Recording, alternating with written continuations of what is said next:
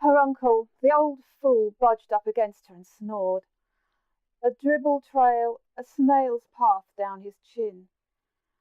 Pressed against the walls of the ship, she was tired after the 3-hour wait on the quay, until they were led up the gangplank to the Liverpool ship, its 2 funnels like chimneys poking the sky. The size, all it held, the promise, America and all its riches. Once over, she'd find a job, anything, but anything good, maid, in a big house in the city, parlour maid, ladies, though she knew little of what a lady might like or need. In America with money and position, freed of him, she'd be alone and herself. He wouldn't have the better of her. A lean-ribbed dog on the floor opened its dark eyes and yawned, pushed out its cool snout, taking her in. It rose, slunk by, rope lead trailing, and brushed her legs. A thin man followed, leaning forward and pulling the animal towards him as he neared the stairs. Mary, her uncle's wife, sozzled with sleep the other side of him, stirred. Kate had not counted on the sheer push and shove, the press of others in the dim light. Bodies, arms and legs stretched on the floor, babies clutched to mothers, little ones strewn on skirts or between the legs of their fathers for a snatch of sleep in the briny air. Roused, her uncle fidgeted and coughed. He shuffled, steadying himself up. "I'm not the one who should be lying by this lovely girl," he said. "Come here, Kate, and don't be shy." Joe ran his hand through his ginger hair and smiled, but Kate couldn't respond with such ease. The deal had been made, and for the price of her fare her father had been assured she would cross with her uncle and his family, taking care of the young ones. The air was rancid, with a sodden sweetness of mouldy oranges. Meat gone off, milk too long in the air. Between slats of wood, blue glared in, to be on deck, out at the sky. The engine roared. She rose and walked to the end of the deck, though the air was thicker with oil. A woman uncovered a basket on a table, drawing back a cloth to reveal loaves. She pulled off pieces, giving them to 3 children. A crowd gathered, and Kate's uncle, among the first, took some. "Hungry, are you?" He pressed her arm, the rough calico scratching, and offered a piece. She took it, his beery breath up close. He might settle back where he was if she smiled. The one good thing about him was the easy passage to Liverpool, along with her cousins. He was tall enough, with his swirl of black hair, that she might see him and follow a path after him, though every Mick and Hannah, Jim and Agnes was doing likewise. Her stomach sank. Hours ahead until they landed in Liverpool, and there the wait for the boat to America. But the old one had more than bread on him, for he carried money her father had given for safekeeping, the £5 gathered from his bits of fishing. Pounds that were a good catch for her uncle, but she'd see she got it back soon as they arrived on the other side. Silence would clothe her until then. The warm, doughy bread soothed her gut, though she missed the slick of salty butter. The others had sunk back to their places, and lay or sat with legs drawn into themselves, or whatever bit of space they had found, bedding of shawls, sacking for pillows. She'd sleep no more, nor attempt to, for her stomach slipped sideways. "Won't you lean your head on me?" Joe asked. She turned away as the hot, dank air sank in. The best of all his brothers, sturdier, and the first ever to take on the yoke of any job, grubbing the land for potatoes, mending a net, sewing a boot, the press of days ahead was on her. "I'm fine out, thanks," she said. "Not long, a couple more hours," he said. His youngest brother slept while the middle one rested against the wall, slurry-eyed from the cut of the waves. She wiped her hand over her mouth to stop bile and sat, her knees collapsing. "Watch out!" Joe took her weight in his arms. His shirt buttons nipped her, and she pulled herself off. "It's only the waves," she said. "Yes, and we'd best get used to this. The ship to America will take longer." It would indeed, for America was a long way. Barely a place, but a name. But no matter how long it took to travel there, she would have arrived with a new kind of freedom. Her eyelids were heavy and the air was thick with the stink of piss and vomit. If she could have gone up the steps, to the hatch, into the open, to the rush of sea air, she might recover. "You'll be thinking of your home and your father?" Mary asked. The wee girl in her arms cried, and the one lying by her feet did little more than gaze stilly. Kate's father was alone with his boat, a sole companion, deserted by sons who had gone ahead to America and Australia soon as they buried their mother. And yet it was he who at Christmas had declared going with her uncle was the way to better herself, and she'd been eager to take the chance. "Chicago must be a great city," Joe said. "I heard it was, though I don't fancy it myself." She loosened her boot from the pinch. Mary's pair were too small and had given pain shooting to the knee, but they were better than the price of a week's flour spent on new ones. "Would you rather be in the fields behind?" he asked. "I would. There's no future in them, for the wind can't clothe you, nor the dry rocks feed you." He lazed against the stairwell. A clash and stir of machinery rose. The ship juddered and the deckhands shouted they were docking. Gulls called. The ship jerked, the engine running slower until, riven with creaks and spins, with one last gust like an explosion, its clamour stopped. And it was only themselves, readying and rising in a stir of talk and chatter, women gathering children and bags, dogs and boxes, pans and pots, stools and blankets, and the old with their sticks and scraps of bundles, shuffling, men pushing shoulders against elbows. Her uncle and aunt edged the young ones out of sleep, and a deckhand came down the steps.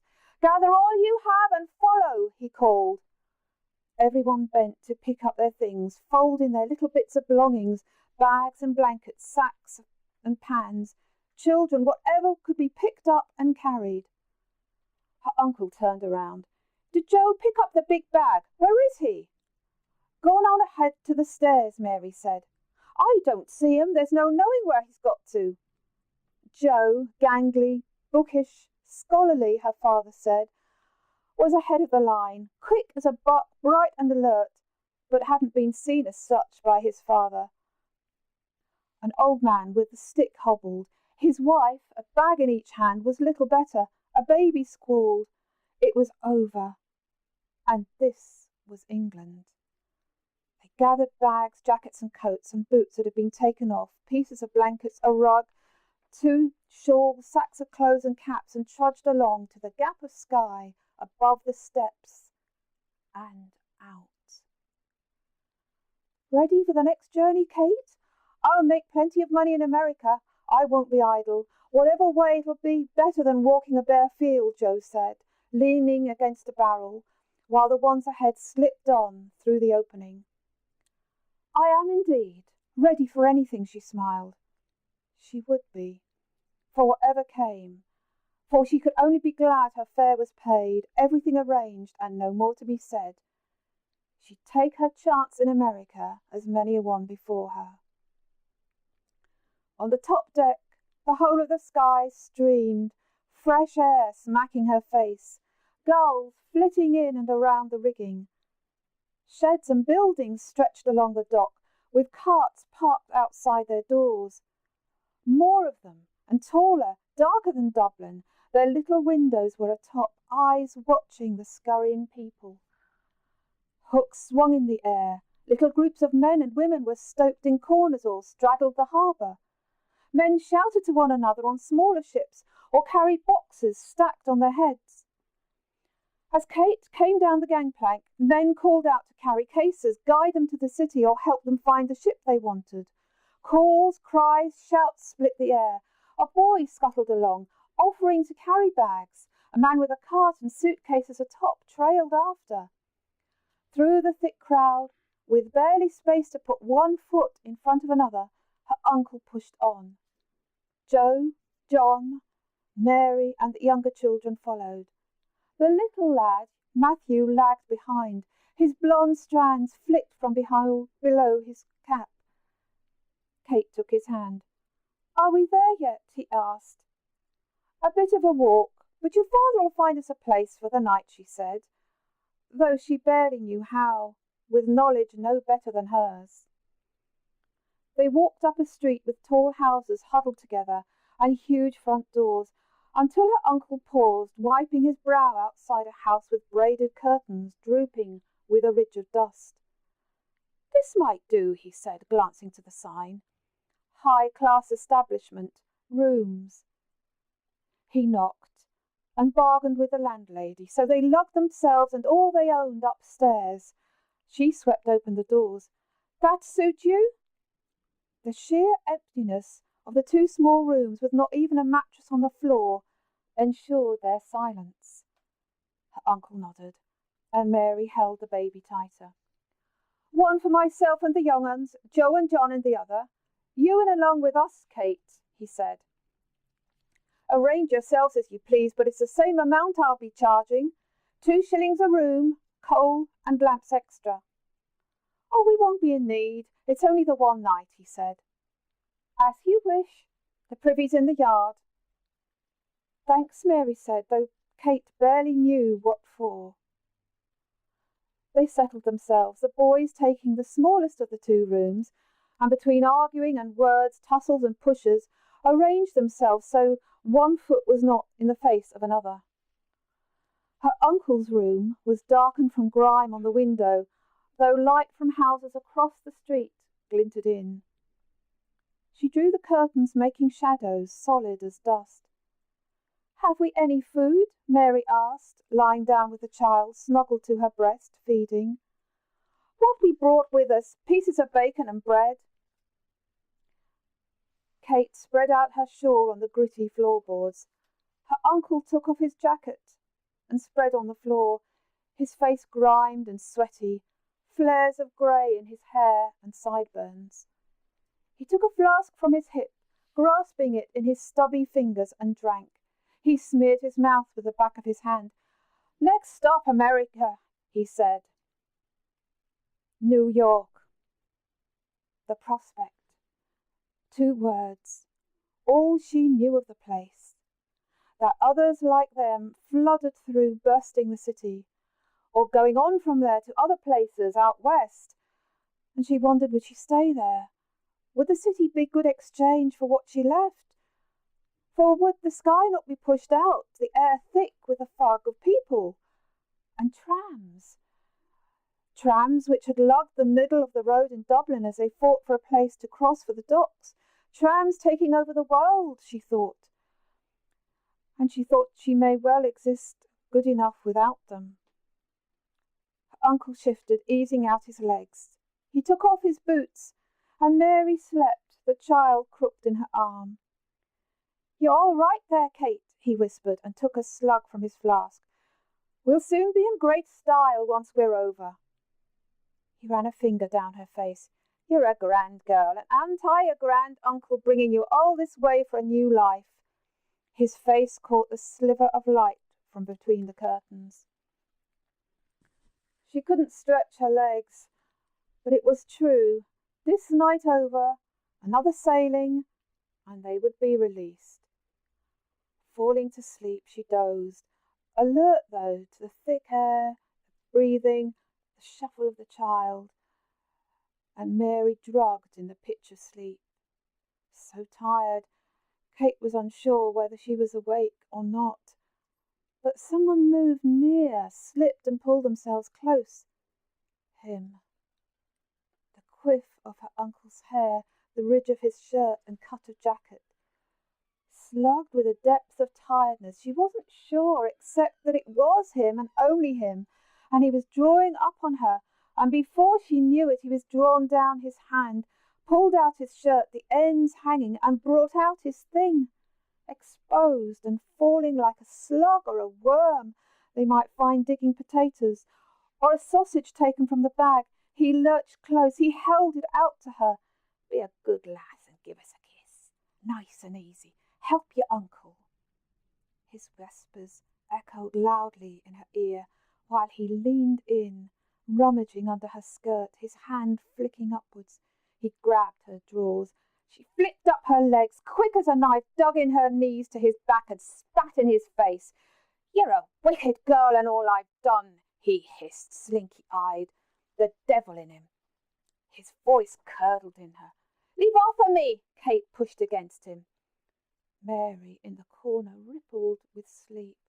You're a strong one with the traits of your mother's people, stubborn and selfish, he held against her waist. Dipping to his arm, she bit in and hard. Ah! He fell back, thudding the wall. His limp, pinky thing dangled. Dirty girl and all I've done. He tidied himself, putting the thing away, and tugged his jacket together, but the buttons were in the wrong holes. The ends of his shirt hung like snout's ends. She tucked her skirt around, pulling her shawl close. She'd like to stamp on his face, force her boot in and let him squirm. Pulled back, scratched into a corner. If she could make herself small as a bag of undervests and spare skirts, only the morning might save her. The skirt, his easy ways, her loathing roared and churned while he lay glassy-eyed and staring until his eyes shut and he snored. She thought of the pig her father had kept in the scrabble of a broken-down house where it slept in the straw. Long-lashed, hairy-backed, its little ears and tail. She couldn't settle, wouldn't. Wanted her prize. She leant into him, shifting the lay of his jacket so the inner pocket showed, and put her hand in. Easy, with the delicacy as if she was removing a handkerchief. Her fingers took the pounds. Hers. All she was owed. The 5 lay in her palm. She slipped them into her stockings until the morning.